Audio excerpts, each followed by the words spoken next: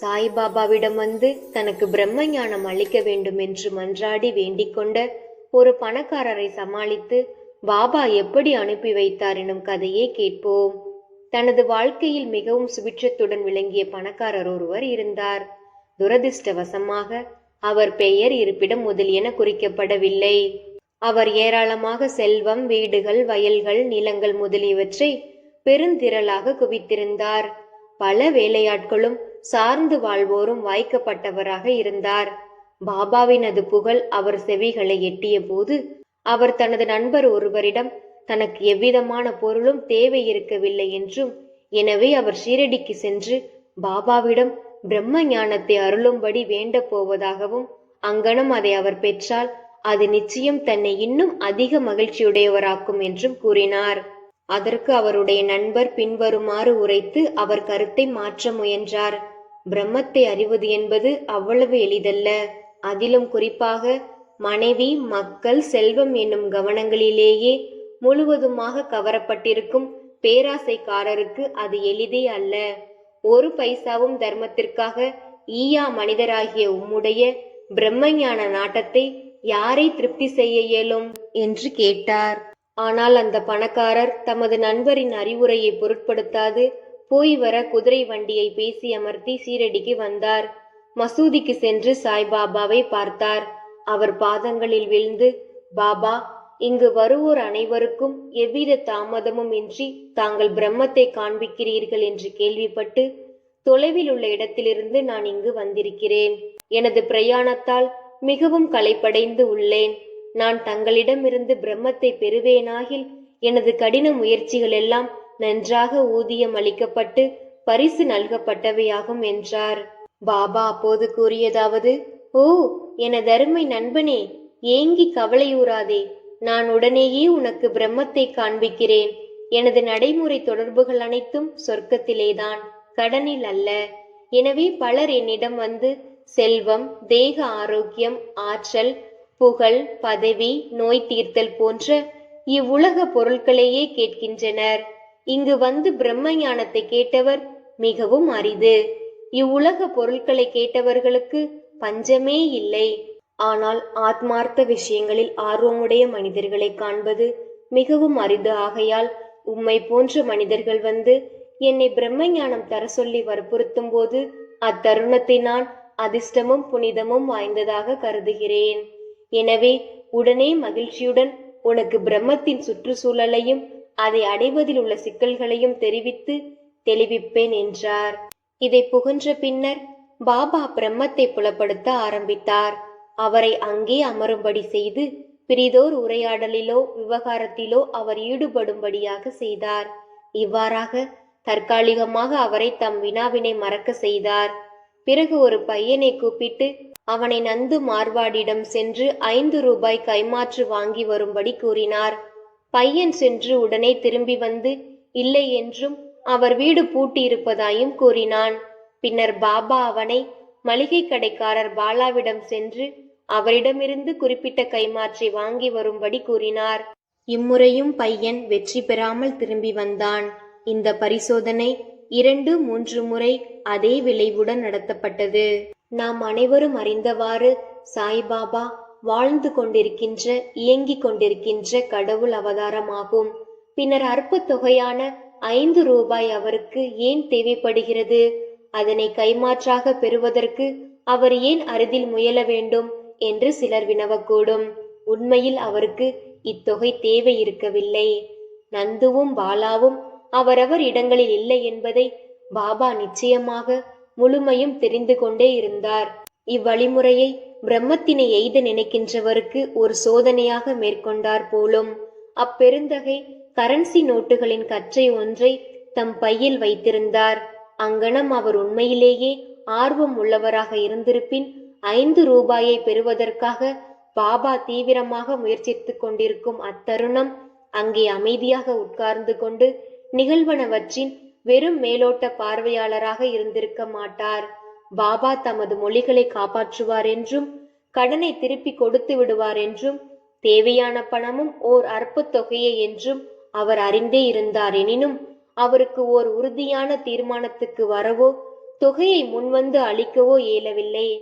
அத்தகைய மனிதர் உலகிலேயே மிக மிக பெரிய பொருளான பிரம்ம ஞானத்தை பாபாவிடமிருந்து பெற விரும்பினார். பாபாவிடம் அன்பு பூண்ட வேறெந்த மனிதனும் சும்மா பார்த்து கொண்டிருப்பதற்கு பதிலாக உடனடியாக பாபாவுக்கு 5 ரூபாயை அளித்திருப்பான். இம்மனிதரின் இயல்போ வேறானதாக இருந்தது. அவர் எவ்வித பணமும் கொடுக்கவில்லை, அமைதியாகவும் அமர்ந்திருக்கவில்லை.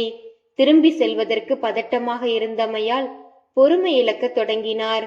பாபாவிடம் மன்றாடி, ஓ பாபா, தயவு செய்து சீக்கிரம் எனக்கு பிரம்மத்தை காண்பியுங்கள் என்று கேட்டுக்கொண்டார். பாபாவும், ஓ எனதருமை நண்பனே, நீ பிரம்மத்தை கண்ணுறும் பொருட்டாகவே இவ்விடத்தில் அமர்ந்து கொண்டு நான் உனக்கு விவரமாக ஆய்ந்த வழிமுறைகளையெல்லாம் நீ புரிந்து கொள்ளவில்லையா? சுருக்கமாக அவைகள் இவைகள்தான். பிரம்மத்தினை கண்டு உணர்வதற்கு ஒருவன் 5 பொருட்களை கொடுக்க வேண்டும், அதாவது 5 பொருட்களை சமர்ப்பிக்க வேண்டும். அவை இவைகளே: 1. 5 பிராணன்கள், அதாவது முக்கிய சக்திகள். 2. 5 உணர்வுகள், செயலில் 5, பார்வையில் 5. 3. மனது. 4. புத்தி. 5. அகங்காரம். பிரம்ம ஞானம் அல்லது ஆத்ம அனுபூதி என்னும் வழியானது கத்தி முனையில் நடப்பதனை நிகழ்த்த கடினமான ஒன்றாகும் என்று ஆரம்பித்து இப்பொருளினை பற்றி சாய்பாபா நீண்ட போதனை அளித்தார். அதனை இங்கு காண்போம். பிரம்மஞானம் அல்லது ஆத்மானுபூதியை பெறுவதற்கு வேண்டிய முன்னிட்டான வரைமுறைகள் அல்லது தகுதிகள். எல்லோரும் தத்தமது வாழ்நாட்களிலேயே பிரம்மத்தை பார்க்கவோ தெளிவாக உணரவோ மாட்டார்கள். அதற்காக சில தகுதிகள் முழுமையாக தேவைப்படுகின்றன. 1. முமுக்ஷை, அதாவது விடுதலை அடைய செறிந்த விருப்பம். தான் கட்டுப்பட்டிருப்பதாக நினைத்து தடைகளை நின்று விடுபட வேண்டும் என்ற அந்த லட்சியத்திற்கே ஊக்கத்துடனும் தீர்மானத்துடனும் உழைப்பவன், மற்றெதை பற்றியும் கவலையுறாதவன் ஆத்மீக வாழ்க்கைக்கு தகுதி உடையவன் ஆகின்றான். 2. விரக்தி, அதாவது இவ்வுலக மறு உலக பொருட்களின் மீதுள்ள வெறுப்புணர்ச்சி. இகப்பரங்களில் தனது செய்கையால் விளையும் பொருட்கள், ஆதாயங்கள், கௌரவங்கள் இவைகளை ஒருவன் வெறுத்தாலன்றி ஆத்மீக ராஜ்யத்தின் எல்லைக்குள் நுழைய உரிமை இல்லை. 3. அந்தர்முகதா, அதாவது உன்முக சிந்தனை. கடவுளால் நமது உணர்வுகள் அனைத்தையும் புறத்தை செல்லும் போக்குடையவைகளாய் படைக்கப்பட்டிருக்கின்றன. எனவே மனிதன் எப்போதும் தனக்கு புறத்தே உள்ளனவற்றையே நோக்கி அகத்தை பாராதிருக்கின்றான். ஆத்மானுபூதியையும் இரவா புகழுடைய பெருவாழ்வையும் விரும்புபவன் தனது கூர்ந்த நோக்கை உன்முகமாக திருப்பி உள்ளிருக்கும் ஆத்மாவை பார்க்க வேண்டும். 4. தீவினைகள் கசடர கழிபடுதல். ஒருவன் கொடுந்தன்மைகளிலிருந்து மாறினால் அன்றியும், தவறுகள் செய்வதை நிறுத்தினால் அன்றியும், தன்னைத்தான் ஒருங்கிணைத்து அமைதியுற்றால் அன்றியும், மனம் சாந்தமுற்றால் அன்றியும் தத்துவ ஞானத்தின் மூலமாக மட்டும் ஆத்மானுபூதியை எய்திவிட இயலாது. 5. ஒழுங்கான நடத்தை. உண்மையுடைய, தவமுடைய, உள் தரிசனத்துடன் கூடிய பிரம்மச்சரிய வாழ்க்கையை நடத்தினாலன்றி ஒருவன் இறை அனுபூதியை எய்த இயலாது. 6. புலனுணர்வு மகிழ்ச்சி, நலம் பயப்பவை. பொருட்கள் 2 படித்தரமானவை, அதாவது நன்மையானவைகளும் மன மகிழ்ச்சிக்குரியவையும் ஆகும். முன்னவை ஆன்மீக செயல் தொடர்புடையவை, பின்னவை இகலோக பொருட்களின் செயல் தொடர்புடையவை. தம்மை ஏற்றுக்கொள்ளும்படி இவை 2மே மனிதனை அணுகுகின்றன. ஆலோசித்து அவற்றுள் ஒன்றை அவன் தேர்ந்தெடுக்க வேண்டும். விவேகமுள்ளவன் மகிழ்வை விட நன்மையை தேர்ந்தெடுக்கிறான். அவிவேகியோ பேராசையாலும் பற்றாலும் மகிழ்ச்சியையே தேர்ந்தெடுக்கிறான். 7. மனதையும் மற்ற உணர்வுகளையும் அடக்கியாளுதல். உடம்பே தேர், ஆத்மாவே எஜமானர், புத்தியே தேரோட்டி, மனதே கடிவாளம், உணர்வுகளே குதிரைகள், உணர்விற்குரிய பொருட்களே அவைகளின் பாதைகள்.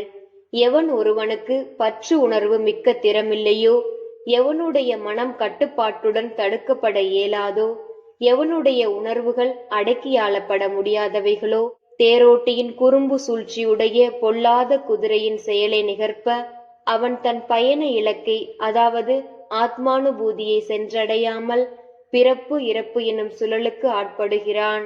ஆனால் எவன் ஒருவனுக்கு பற்றுணர்வு திறம் உள்ளதோ, அவனது மனம் அடக்கியாளப்படுகிறதோ, எவனது உணர்வுகள் கட்டுப்பாட்டில் இருக்கின்றனவோ அவன் சாரதியின் குதிரையின் செயலை நிகர்ப்ப சேரும் இடத்தை அடைகிறான்.